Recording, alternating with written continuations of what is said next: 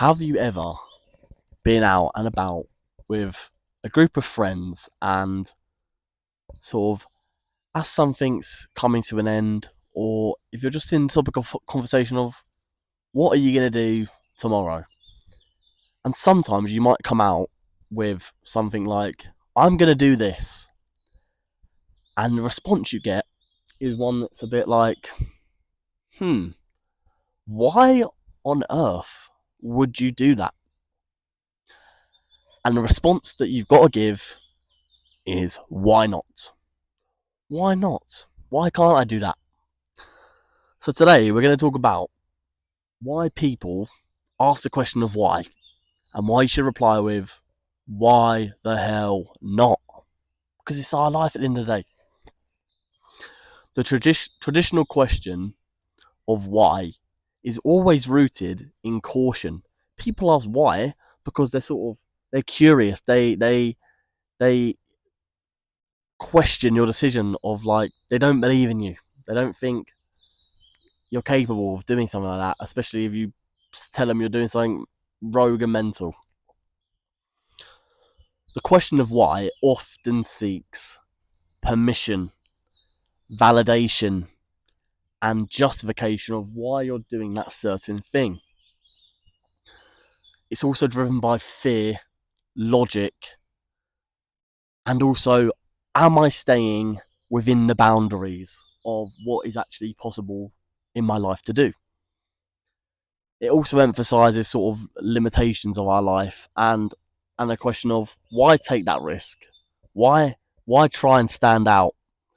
And why try and break what is the norm?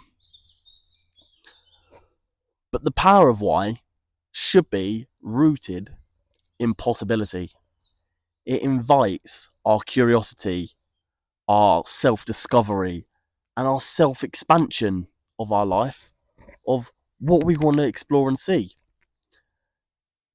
It challenges default settings of our life, and it opens new doors and new moves. Have you ever played, or like I should say, back in the day when we played FIFA 15, in the prime FIFA days, when you would have your friend round and you would play kick-off against each other, but you would turn the sliders up all the way. So when you click B to shoot, it would go 100 miles an hour and ping into the top corner. Challenge, like, you ask yourself, like, why have we put the sliders on for this game? Because why not? It'll be fun. So doing this in other aspects of life, it's just fun, and it challenges the normal, like I said, default settings and normal thing you would do. You try something else. And whilst it's rooted in sort of the possibility, what it is, it's how you operate and hold this sort of self-belief and not any doubt. And you sort of own the decision. You go, I am doing it. You ask me why? Why not? I'm doing it. When people question you and they go, why? You say, why not? What you hear from them is, why would you do that? Why would you do that? They don't believe in you. They don't think you're good enough to achieve that.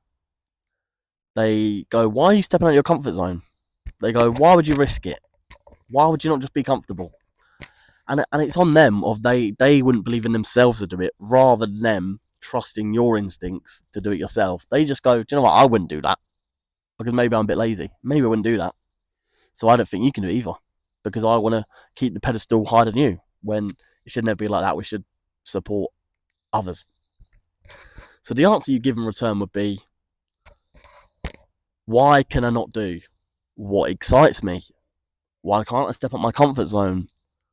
Why would I not trust myself and my instinct over fear, the concept of fear itself? And why not bet on my own joy of, I haven't tried it yet either, but I might love it. So if I do enjoy it, then it was worth the risk. We've also got to think about passion of our lives over getting the permission to do that thing. So I've already said that the question of why often seeks permission of others, of ourselves, when really not everything that we think about, decisions we make, have to be practical to be meaningful towards us. At the end of the day, we're doing it for ourselves, and that's enough. Because if you want to do it, that's your time that you're spending on something that you're enjoying. And you can't trade joy for approval and acceptance of what others deem right and wrong. It's what you want to do. If you want to drive to the ice cream shop on a Sunday night when everyone's just clocked out of their day, ready for the Monday, why not? You fancied it, so just go and do it. You've got to own that sort of why not energy and mentality of our lives and go, I'm going to embrace being misunderstood, because what it does, it adds and holds that originality that separates me from others that are not willing to step out of the question of why not. You let your choices reflect you as a person and not the external validation and acceptance of others. You're doing it for you. And the thing is, when you lead with this passion of wanting to keep going and do what you want to do, purpose will always follow and find its way back to you, which then brings back the meaning of when you ask yourself why not, and you reply with why not, because that's what I want to do. When you then do that thing, the purpose will then come to you whilst you're doing it, and then it really hit you that like you picked the right decision, and you said why not, and the world said I agree. There's also the concept of the why not as a lifestyle, and what it does, it lets curiosity override fear. And saying yes to things is your calling then at the end of the day, even if it's slightly inconvenient, where people are questioning it because it's sort of at an inconvenient point of the day of their life or something. But if you're willing to sort of take that risk and separate that inconvenience from joy, then maybe that was what was always deemed to happen and shape and guide your life. You've got to make space for this joy. Something where you don't know if it's going to happen when it's going to happen. You've got to find that spontaneity. And you've sort of got to live this unfiltered,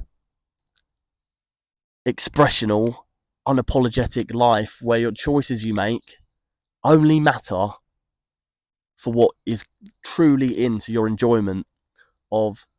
When people go, why are you doing that? You always give them the answer, why the hell not? This is what I want to do with my life.